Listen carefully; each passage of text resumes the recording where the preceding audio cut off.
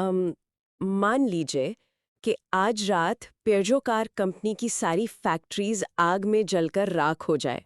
हाँ, मतलब सब कुछ बिल्कुल तबाह हो जाए। बिल्कुल। और उनके सारे एम्प्लॉयज एक साथ इस्तीफा दे दें, यहाँ तक कि उनकी सारी कार्स भी कबाड़ बनकर नष्ट हो जाएं। तो सोचने वाली बात यह है कि क्या कल सुबह पिeugeot कंपनी का अस्तित्व पूरी तरह से खत्म हो जाएगा? कानूनी तौर पे देखें तो बिल्कुल नहीं। कंपनी उस भयानक आग और कर्मचारियों के जाने के बाद भी जिंदा रहेगी। राइट। उसका अस्तित्व फैक्ट्री की ईंटों या कार के लोहे में तो नहीं बचा है। सही कहा, वो सिर्फ कागज पर है। और यही सबसे हैरान करने वाली बात लगती है मुझे। एक ऐसी चीज जिसे हम छू नहीं सकते, जिसका इस भौतिक दुनिया में कोई ठोस रूप नहीं है, वो लाखों लोगों की जिंदगियों को चला रही है। हाँ, ये बहुत अजीब है। युवाल नोआ हरारी की मशहूर किताब सेपियंस के सोर्सेज बताते हैं कि वकीलों द्वारा गढ़ी गई ऐसी कानूनी कल्पना या लीगल फिक्शन ही मानव समाज की बुनियाद है। बिल्कुल। लेकिन देखिए, यहाँ एक अजीब सा विरोधाभास खड़ा होता है। हमने ऐसी जटिल दुनिया बना तो ली है, पर क्या हमारा दिमाग सच में से पूरी तरह समझने के काबिल है? वही तो। आज की दुनिया इतनी तेजी से बदल रही है कि दिमाग चक्कर खा जाता है। और कर्ज के साथ नाम के सोर्स में इसका एक बड़ा अच्छा जिक्र है। वो इसे लाइज टू चिल्ड्रन, यानी बच्चों से बोले गए झूठ कहते हैं। हाँ, मतलब एक तरह का ओवर सिंप्लीफिकेशन। हम जटिल चीजों को आसान कहानियों में बदल देते हैं ताकि हमारा दिमाग उन्हें प्रोसेस कर सके। जैसे हमें बचपन में स्कूल में सिखाते थे ना कि एटम एक छोटे सोलर सिस्टम जैसा है। हाँ, जिसमें न्यूक्लियस सूरज है और इलेक्ट्रॉन्स प्लैनेट्स की तरह घूम रहे हैं। एग्जैक्टली। जबकि क्वांटम मैकेनिक्स में ऐसा कुछ नहीं होता। इलेक्ट्रॉन्स तो बादलों की तरह होते हैं, पर एक फाउंडेशन बनाने के लिए शुरू में ये झूठ जरूरी लगते हैं। पर इसके खतरे भी बहुत बड़े हैं। कैसा खतरा? एक फॉल्स सेंस ऑफ नॉलेज आ जाता है, राइट? बिल्कुल, यही सबसे बड़ी समस्या की जड़ है। जब हम जटिल मुद्दों को, चाहे वो ग्लोबल वार्मिंग हो या आर्टिफिशियल इंटेलिजेंस, इस तरह सरल बना देते हैं, तो दिमाग में एक ज्ञान का झूठा भ्रम पैदा होता है। अच्छा। लोगों को लगने लगता है कि उन्हें सब समझ आ गया है, जबकि उन्हें सिर्फ एक आसान कहानी सुनाई गई होती है। ये भ्रम हमें असली खतरों के प्रति अंधा कर देता है। और यही भ्रम हमारे आज के इस डीप डाइव का मेन मिशन है। आज हम हिस्ट्री, न्यूरोसाइंस, क्लाइमेट साइंस और एस्ट्रोफिजिक्स के सोर्सेस का एक बड़ा ढेर एक साथ जोड़ने वाले हैं। हाँ, और इन सब को जोड़कर हम मानव प्रगति के इस पैराडॉक्स को समझेंगे। मुझे तो ये सोच के इतना एक्साइटमेंट हो रहा है कि ये सारे अलग-अलग लगने वाले विषय असल में एक ही बड़ी कहानी का हिस्सा हैं। कैसे हमारे सबसे बड़े आविष्कारों ने ही हमारे लिए सबसे बड़े जैविक और वैश्विक खतरे पैदा कर दिए। तो इस विशाल कहानी की शुरुआत हमें वहीं से करनी चाहिए जहां से हमारे आपस में जुड़ने की क्षमता बदली। यानी करीब 70,000 साल पहले। सही कहा। हरारी बताते हैं कि तब हमारी प्रजाति में एक कॉग्निटिव रेवोल्यूशन या संज्ञानात्मक क्रांति हुई थी। हमारी भाषा का विकास इस क्षमता तक पहुंच गया कि हम उन चीजों के बारे में बात कर सकते थे जो असल में हैं ही नहीं। जिसके बाद हम अपनी खुद की इमेजिन्ड रियलिटीज या काल्पनिक वास्तविकताएं बनाने लगे। जैसे वही प्यूजो कंपनी वाला एग्जाम्पल। हाँ, या फिर पैसा। देखिए, एक कागज के टुकड़े की अपने आप में कोई कीमत नहीं होती। ना हम उसे खा सकते हैं, ना पहन सकते हैं। पर क्योंकि लाखों लोग उस कहानी पर एक साथ विश्वास करते हैं, इसीलिए उसकी कीमत बन जाती है। इसी क्षमता ने हजारों अनजान लोगों को एक साथ काम करने की ताकत दी। और इसी ताकत ने हमें इस ग्रह का सबसे प्रभावशाली जीव बनाया। लेकिन सवाल ये उठता है कि क्या हमने इस क्षमता का इस्तेमाल सच में अपने फायदे के लिए किया? अगर मैं सोर्सेस को देखूं, तो जवाब है नहीं। करीब 10,000 साल पहले हमने फसलें उगाना शुरू किया, जिसे एग्रीकल्चरल रेवोल्यूशन कहते हैं। जिसे आमतौर पर मानव इतिहास की सबसे बड़ी तरक्की माना जाता है। मुझे भी यही लगता था। खेती का मतलब है स्थिरता। लोगों को शिकार के लिए भटकना नहीं पड़ता था, तो जिंदगी बेहतर ही हुई होगी ना। असल में सोर्सेज इसे इतिहास का सबसे बड़ा धोखा मानते हैं। राइट। धोखा कैसे? खेती आने से पहले जो लोग शिकार करते थे या कंदमूल इकट्ठा करते थे, जिन्हें हम फोरेजर्स कहते हैं, हाँ। उनकी जिंदगी बहुत आजाद और बेहतर थी। अच्छा। हाँ, वो हफ्ते में मुश्किल से 30 घंटे काम करते थे।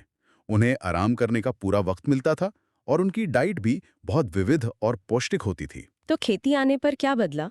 हमने वो आजादी छोड़ दी। बिल्कुल, हम खेती की कमर तोड़ देने वाली मेहनत में लग गए। एक तरह से खेतों के बांधवा मजदूर बन गए। तो हमने एक ऐसी डाइट अपना ली जो सिर्फ गेहूं या चावल तक सीमित थी, जिससे बीमारियां बढ़ीं। यानी एक तरह से देखें तो हमने गेहूं को पालतू नहीं बनाया, गेहूं ने हमें पालतू बना लिया। सही पकड़ा आपने। उसने हमसे जमीन साफ करवाई और आराम की जगह दिन भर की मेहनत दे दी। वही मैं सोच रही थी, अगर खेती इतनी ही बुरी थी तो हमने इसे चुना ही क्यों? कोई भी पूरी प्रजाति इतनी बेवकूफ तो नहीं हो सकती कि खुद अपने ही पैलों पर कुल्हाड़ी मार ले। इसे बेवकूफ़ी नहीं कह सकते। हमें अपने दिमाग की एक जैविक खामी को समझना होगा। बिहेवियर एनालिसिस में एक कॉन्सेप्ट है हाइपरबॉलिक डिस्काउंटिंग। ये क्या होता है, थोड़ा समझाएंगे? हमारा दिमाग इस तरह से वायर्ड है कि वो भविष्य में होने वाले बड़े नुकसान या फायदे को ठीक से प्रोसेस नहीं कर पाता, और उसके मुकाबले जो तुरंत मिलने वाला छोटा फायदा होता है उसे जल्दी पकड़ लेता है। तो खेती के मामले में वो तुरंत मिलने वाला फायदा क्या था? एक ही जगह पर बहुत सारा खाना, यानी तुरंत भरा हुआ पेट। भले ही उसकी लंबी कीमत आगे चलकर बीमारियां और श्रम क्यों न हो, दिमाग ने उस लंबे नुकसान को डिस्काउंट कर दिया। ओह वाह! ये तो बिल्कुल एक बहुत खराब लोन लेने जैसा हो गया। हाँ, बिल्कुल वैसा ही। जैसे किसी ने हमें तुरंत कैश दे दिया, यानी अनाज, जिससे हमारी आबादी तेजी से बढ़ गई, लेकिन उस लोन का ब्याज इतना ज्यादा था कि आने वाली हर पीढ़ी की आजादी छीनकर उसे चुकाया जाने लगा। और उस लोन की सबसे बड़ी शर्त ये थी कि आबादी इतनी बढ़ चुकी थी कि हम वापस पुरानी शिकार वाली जिंदगी में लौट ही नहीं सकते थे। हम बुरी तरह फंस गए। और इसी ने आगे चलकर गांव बनाए और फिर शहर, जहां आज लाखों लोगों की भीड़ रहती है। पर ध्यान देने वाली बात यह है कि इन्हीं महानगरों में हम आज भी उस लोन का एक बड़ा हिस्सा चुका रहे हैं।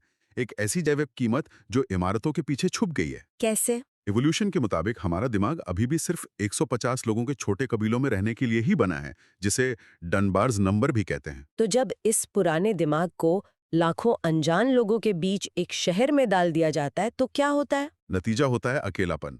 लेकिन अकेलापन सिर्फ एक उदासी भरा एहसास नहीं है। आइडोर और अफेक्टिव न्यूरोसाइंस ऑफ लोनलीनेस के शोध बताते हैं कि ये एक गंभीर बायोलॉजिकल थ्रेट है। Biological threat. एक शहर में जहां आपके आसपास हर वक्त लोग मौजूद हैं, वहां दिमाग अकेलेपन को फिजिकल खतरे की तरह क्यों देखता है? क्योंकि हमारे पूर्वजों के लिए जंगल में अपने कबीले से अलग होने का सीधा सा मतलब था मौत। राइट। कोई शिकारी खा जाएगा। हाँ। तो जब किसी को सामाजिक रूप से अकेला महसूस होता है तो दिमाग उसे सर्वाइवल के खतरे की तरह देखता है। इस शोध ने दिखाया कि लगातार अकेलापन दिमाग के प्रीफ्रंटल कॉर्टेक्स, एमिगडाला और हिप्पोकैम्पस को फिजिकली सिकुड़ा देता है। रुकिए, दिमाग के हिस्से सच में श्रिंक होने लगते हैं? सिर्फ अकेलेपन के एहसास से ब्रेन का मास कम होने लगता है? इसका मैकेनिज्म क्या है? इसके पीछे HPA एक्सिस काम करता है, हाइपोथैलेमिक पिट्यूटरी एड्रिनल एक्सिस। ये हमारे शरीर का इमरजेंसी रिस्पॉन्स सिस्टम है। अच्छा। जब खतरा महसूस होता है तो ये HPA एक्सिस लगातार कोर्टिसोल जैसे स्ट्रेस हार्मोन रिलीज करता है। वैसे तो कोर्टिसोल अच्छा है अगर आपको भागना हो या लड़ना हो। पर अकेलापन तो ऐसी इमरजेंसी है जो खत्म ही नहीं होती, तो कोर्टिसोल का रिलीज भी बंद नहीं होता होगा ना? एग्जैक्टली और लगातार कोर्टिसोल का बहना दिमाग में इन्फ्लेमेशन या सूजन बढ़ा देता है, जिससे वो हिस्से सिकुड़ने लगते हैं। ये तो सीधे तौर पर ऐसा हो गया जैसे हमारे दिमाग का स्मोक डिटेक्टर पूरी तरह से खराब हो गया हो। वो हर वक्त आग का अलार्म बजा रहा है, जबकि वहां ना कोई शिकारी है ना कोई आग, सिर्फ एक शहर का आइसोलेटिंग माहौल है। और उस अलार्म से निकलने वाला शोर दिमाग को ही अंदर से जला रहा है। तो क्या ये नुकसान जिंदगी भर के लिए परमानेंट हो जाता है? यहाँ थोड़ी उम्मीद जरूर है। जानवरों पर हुए प्रयोग बताते हैं कि दिमाग में न्यूरोप्लास्टिसिटी होती है, यानी ये बदलाव रिवर्सिबल हैं। ओह चलो शुक्र है, यानी रीसोशलाइजेशन से दिमाग ठीक हो सकता है। पर क्या शहर की भीड़ में सिर्फ किसी से लिफ्ट में बात कर लेना काफी होगा? नहीं, सिर्फ सतह पर मिलना काफी नहीं है। शोध दिखाता है कि ग्रुप थेरेपी इसमें सबसे असरदार होती है, खासतौर पर वो ग्रुप्स जो किसी साझा पहचान या रिलीजियस बिलीफ्स पर आधारित हों। ये सच में रोमांचक है। यानी जिन काल्पनिक वास्तविकताओं या शेयर्ड फिक्शंस की वजह से हमने अनजान लोगों के साथ शहर बसाना शुरू किया था, आज वही फिक्शंस हमें आपस में जोड़ने और दिमाग को ठीक करने का सबसे बड़ा जरिया बन रही हैं। पर हमें इस कड़ी को यहाँ तोड़ना नहीं चाहिए। हमारे दिमाग को बीमार करने वाली इस शॉर्ट टर्म सोच ने सिर्फ हमारे शरीर को नुकसान नहीं पहुंचाया है, इसने हमारी पृथ्वी को भी मौत के कगार पर खड़ा कर दिया है। हाँ, वही हाइपरबॉलिक डिस्काउंटिंग की आदत, तुरंत का फायदा देखना और लॉन्ग टर्म नुकसान को इग्नोर करना। इसी सोच ने हमें औद्योगिक क्रांति में धकेला। बिल्कुल। और आज हम क्लाइमेट चेंज की उस खतरनाक मोड़ पर खड़े हैं। ग्लोबल कैटास्ट्रॉफिक रिस्क्स 2026 रिपोर्ट इस मुद्दे पर ऐसी बातें सामने रखती है जो रातों की नींद उड़ा दें। हाँ, उस रिपोर्ट में 2 युगों का जिक्र है ना, होलोसीन और एंथ्रोपोसीन। सही कहा। पिछले 12,000 सालों का समय होलोसीन था, जो बेहद स्थिर मौसम का समय था, जिसमें खेती फल फूल सकी। पर अब हम एंथ्रोपोसीन में आ गए हैं। जहां इंसानी गतिविधियां खुद पृथ्वी के नेचुरल सिस्टम को तबाह कर रही हैं। रिपोर्ट बताती है कि पृथ्वी को स्थिर रखने वाली 9 प्लैनेटरी बाउंड्रीज हैं और सबसे डराने वाली बात यह है कि हम उनमें से 7 को पार कर चुके हैं। पर समस्या ये है कि लोग सोचते हैं क्लाइमेट चेंज का मतलब सिर्फ थोड़ी गर्मी बढ़ना है। लोग कहते हैं एसी चला लेंगे, क्या फर्क पड़ता है। और यही वो बच्चों से बोले गए झूठ या ओवर सिंप्लीफिकेशन है जिसके बारे में हमने शुरू में बात की थी। असलियत इतनी आसान नहीं है। नहीं, यहाँ एक कैस्केड या डोमिनो इफेक्ट काम करता है, जहाँ एक चीज के गिरने से पूरी लाइन गिरने लगती है। इसका एक एग्जैक्ट साइंटिफिक मैकेनिज्म समझते हैं। ग्रीनलैंड का वो जो याकुत्शाव ग्लेशियर है, हाँ आपने उसका जिक्र किया था पहले। हाँ, जब ग्लोबल वार्मिंग की वजह से उस ग्लेशियर की बर्फ पिघलकर समुद्र में गिरती है, तो वो सिर्फ आसपास का पानी ठंडा नहीं करती। ये कोई लोकल प्रॉब्लम नहीं है। तो एक ग्लेशियर के पिघलने से दुनिया के दूसरे हिस्से पर क्या असर पड़ता है? देखिए, वो जो बर्फ पिघलती है वो ताज़ा पानी होता है। ताज़ा पानी जब समुद्र के खारे पानी में मिलता है, तो वहाँ के पानी की डेंसिटी या घनत्व कम हो जाता है। अच्छा। और इस डेंसिटी के बदलाव से अटलांटिक महासागर की महत्वपूर्ण धाराएं, जिन्हें एएमओसी कहते हैं, वो धीमी पड़ने लगती हैं। जो पूरी दुनिया के मौसम और तापमान को रेगुलेट करने का इंजन है। एग्जैक्टली। जब इंजन धीमा होता है तो दुनिया भर में बारिश का पैटर्न बदल जाता है, और इसका नतीजा ये निकलता है कि हजारों किलोमीटर दूर अमेज़न के बारिश वाले जंगल सूखने लगते हैं। बाप रे! यानी ग्रीनलैंड की बर्फ पिघलने से शुरू हुआ सिलसिला आखिर में अमेज़न के जंगलों को जला देता है। सब कुछ कितना डीपली कनेक्टेड है। और सबसे खतरनाक बात यह है कि ये सारे टिपिंग पॉइंट्स आपस में इस तरह जुड़े हैं कि एक बार इन्हें पार कर लिया तो हम आज कार्बन एमिशंस पूरी तरह जीरो भी कर दें, तब भी ये चेन रिएक्शन रुकेगा नहीं। ये इरिवर्सिबल हो जाता है। अगर चीजें एक बार बिगड़ने पर खुद ही तबाही की तरफ बढ़ने लगती हैं, तो हमारे आज की चलती आ रही पॉलिसीज इसे कैसे रोक सकती हैं? हमारी सरकारें तो अगले 5 साल के चुनाव के हिसाब से सोचती हैं। वही सबसे बड़ी समस्या है। ये समय और सोच का बड़ा टकराव है। इसी को सुलझाने के लिए रिपोर्ट एंटिसिपेटरी गवर्नेंस और प्लानिटरी इमेजिनेशन की बात करती है। इसका मतलब क्या हुआ? इसका मतलब है कि हमें सिर्फ अपने देश या 5 साल के फायदे के हिसाब से सोचने की आदत को छोड़ना होगा। आज जब हम फैसला लें, तो आने वाली पीढ़ियों को आज की टेबल पर स्टेक होल्डर्स मानना होगा। यानी पृथ्वी को टुकड़ों में नहीं, एक सिंगल कनेक्टेड जीवित सिस्टम की तरह मैनेज करना होगा। पर मान लीजिए कि हम ये प्लानिटरी मैनेजमेंट नहीं सीख पाए तो फिर इंसानियत का भविष्य क्या होगा? ये सवाल बहुत डरा देने वाला है। हाँ, और ये हमें एस्ट्रोफिजिक्स की एक बहुत परेशान करने वाली थ्योरी की तरफ ले जाता है, फर्मी पैराडॉक्स, जो पूछता है कि सब लोग आखिर हैं कहाँ?